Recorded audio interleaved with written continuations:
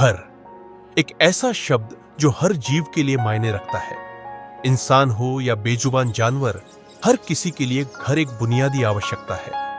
लेकिन आज विकास की दौड़ में हम इंसानों ने पेड़ों को, जंगलों को, इन बेजुबानों के आश्रय स्थलों को बेरहमी से काट डाला है। गर्मियों के महीने, विशेषकर मई और जून, जब इन पक्षियों को पेड़ों की छांव और सुरक्षा की सबसे अधिक जरूरत होती है, वही उन्हें अब नसीब नहीं हो रही। नतीजतन कई प्रजातियां धीरे धीरे विलुप्ति की ओर बढ़ रही हैं। न चिड़ियों की चहचहाहट सुनाई देती है, न ही कोयल की मधुर कूक। आने वाला समय शायद इनकी सिर्फ यादें और कहानियां ही छोड़ेगा।